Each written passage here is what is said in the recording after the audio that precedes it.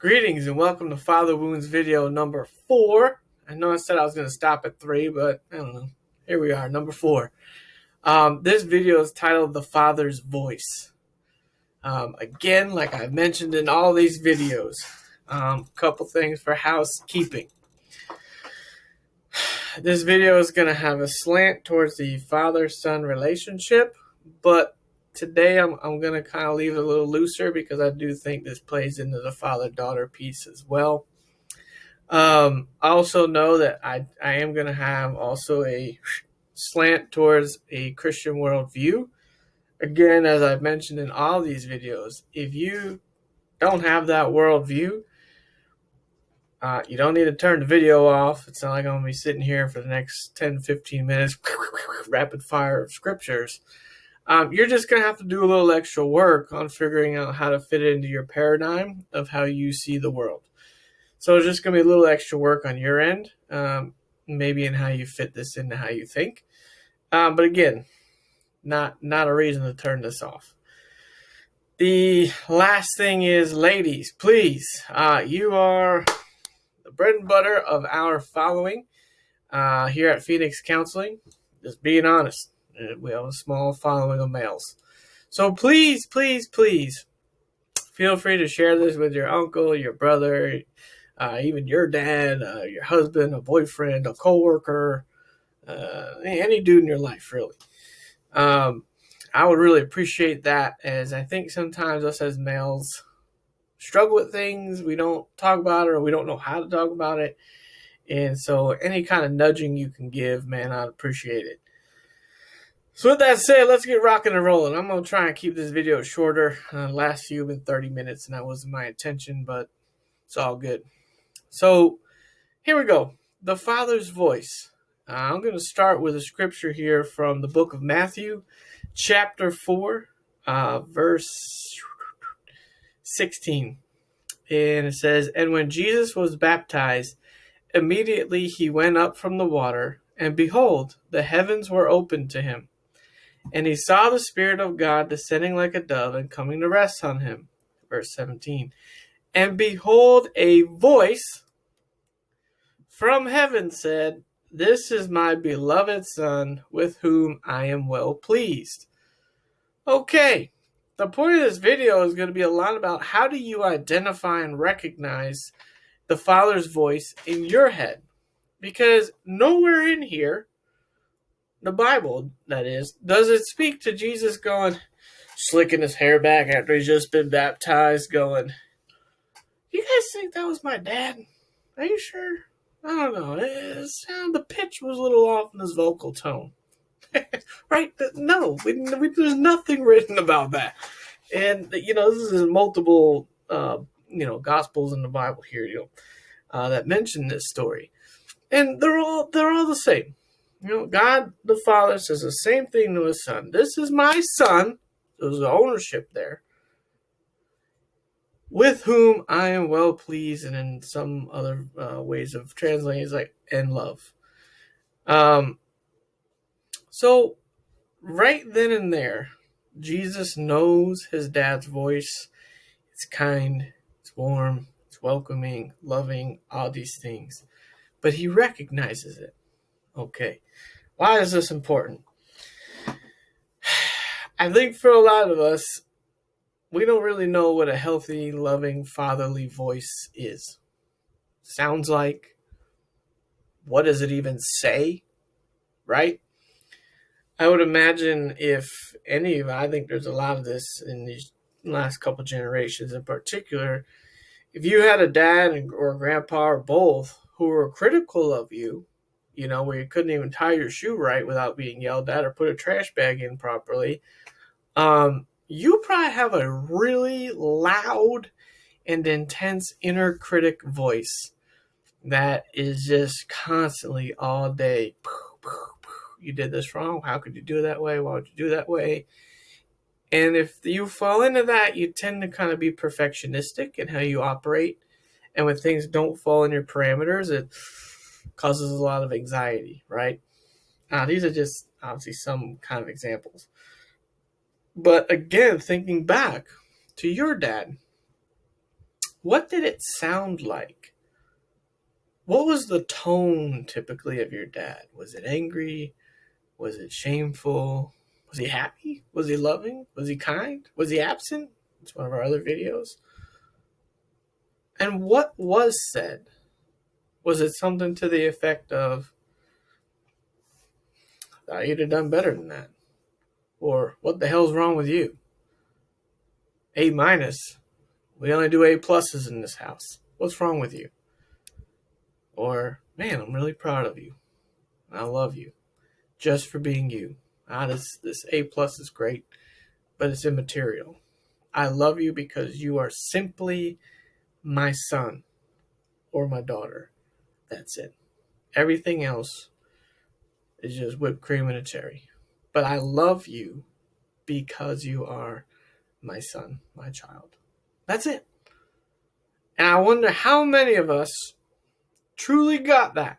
How many of us had that moment where our dad looked at us and said to our face, in looking in our eyes, saying, "I am proud of you.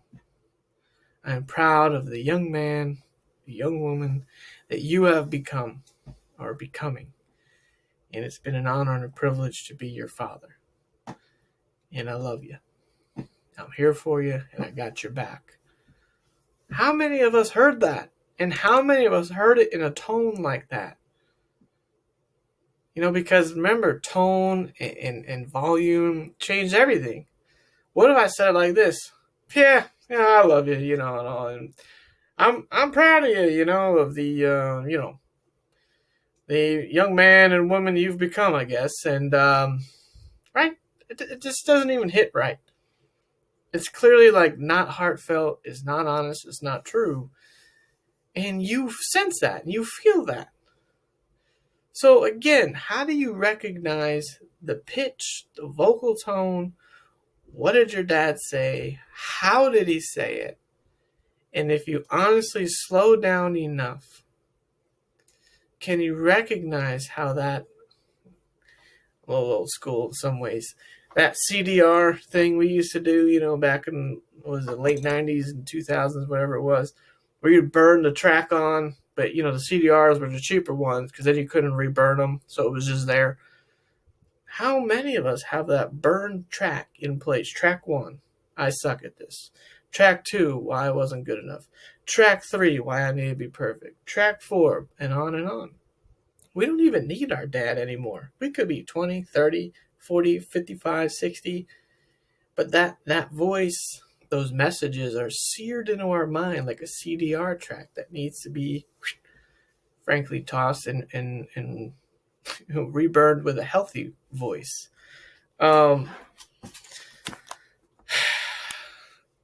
Whether we realize it or not, a lot of times we don't because we live such a fast-paced life. And if you do therapy with me, you ad nauseum hear me talk about slowing down. Why? Because you have to slow down in order to let feelings and emotions catch up to the breakneck speed we live our lives, especially here in the West. You have to slow down in order to even hear that voice that's going on, that critical voice that's probably running in the background throughout your day. You recognize it, like, oh, why did you order this for lunch? You said you were going to try that. You're supposed to get this. It can be so many simple things. And then, God forbid, we get yelled at by a supervisor at work for, messing up something. Where does that go? All right, now I do want to make a little asterisk here, if you will. I'm talking about the inner critic voice, the inner voices that go on. That is very different from hallucinations and delusions and stuff like that, particularly with like a multiple personality disorder or anything like that. So that is not what I'm talking about here. And we all have those little voices in our head that, can be either critical or loving or kind or kind of that general thought process that goes. I'm not talking about a hallucination or delusion or something of that nature, okay? So just keep that in mind. Another little tip I'm going to throw out there, to kind of check yourself. If you're like, oh, I'm slowing down, whatever. Look at your schedule and be honest. Because I'll be straight with you, when you come into the counseling office with me, the first thing I think about when I hear somebody's really busy schedule is, what are you running from? And depending on the situation, like, whose approval and validation are you seeking? But those, again, are moments of slowing down and going, okay, what's really driving this? What is that inner voice that's pushing me to be, I can't rest. I'm not allowed to rest. Okay, I wasn't really allowed to rest. Shoot, I had so many times where I'd try to take a nap or sleep in when I was especially a teenager. My parents would leave the vacuum running outside my door. They'd just come opening my door, making all kind of racket. It was sucked. And I was never allowed to be just chilling on the couch. It was, always, oh, life for Riley, which I still don't really know what that means, but, oh, life for Riley, can't do nothing, And so I'd always have to, like, at least be pretending I was doing something, even though I was not, just so that it was okay and I didn't get ragged on. Do you know how to rest? What's it like when you rest? Do you get real fidgety? Do you feel pressured? Like, oh, crap, I got to do something? There's signs there. There's messages going on in the background that if you slow down enough, especially if you come to therapy or get some kind of help from a third party who can look from the outside in objectively, those are things to address, because you don't need to live with that. Okay? Just gonna tell you the truth. You don't have to live with that. It happened. Maybe your dad criticized you brutally. Okay. You could heal from that, and you don't have to carry that into your 40s, 50s, 70s, 80s and die with that voice chewing at you all day. It's unnecessary. People feel like, oh, I'm stuck with that. You know how my dad was, and I gotta do this. No, you don't. It doesn't have to be that way. Okay? And I'm living proof of that. So you can challenge it all you want, but I'm proof that change is possible. It's ongoing, but it's changed a lot. Another thing to check yourself with: busy schedule. Second thing, when you mess up. I say when you mess up because we all do, let's be honest. Again, whether it's something small or big at work, or maybe it's a relationship, or whatever the situation. Maybe, again, you were supposed to empty the dishwasher and you're like, oh, crap, I forgot. But now, your wife's like, what? Why didn't you empty the dishwasher? I was supposed to need it, whatever. Okay, so again, could be a big thing, a small thing, could be a job thing, a relationship thing, whatever. What happens and what goes through your mind?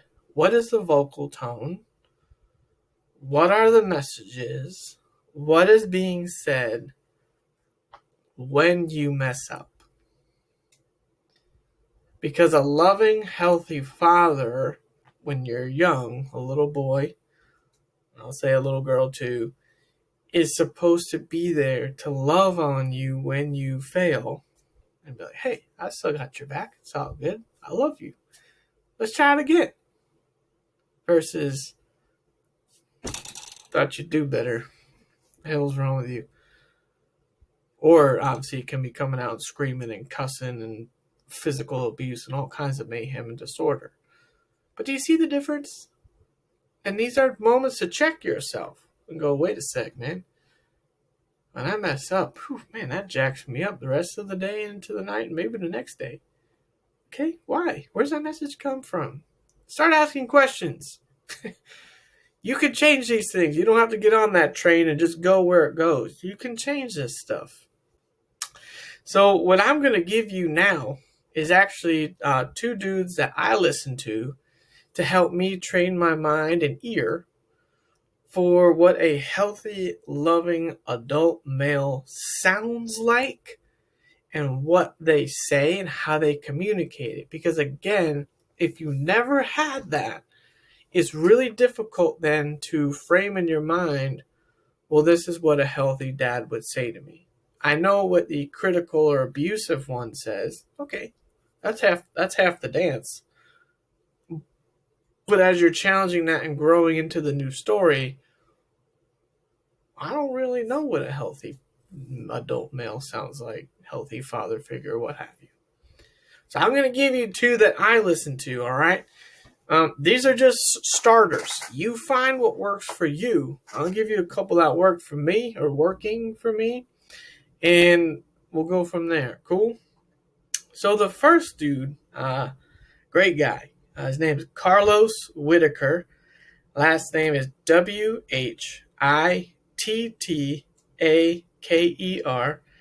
He has a podcast called Human Hope, and he's on Instagram. Very kind, loving dude, adult guy, not afraid to cry, pours out to people. Awesome. Great voice and just kindness. And he will talk about challenging subjects, which I think is great. The second person is John Eldridge, which some of you may know from the book Wild at Heart. He also has a podcast, the Wild at Heart podcast. Okay, anything Wild at Heart, you're going to find John Eldridge. His last name is Eldredge. And he does a lot of work, particularly more with men, father-son work. But again, especially if you listen to some of his newer stuff in the last year and a half, 2 years, he's definitely, he's crossing, I think he just turned 60. And, he's definitely entered a new phase of his life. The way he engages when he particularly find podcasts where he's a guest and that he is working with maybe a younger male, and listen to the things he says, the tone, and the intentionality he has of pouring into the young male who is, running their podcast or whatever.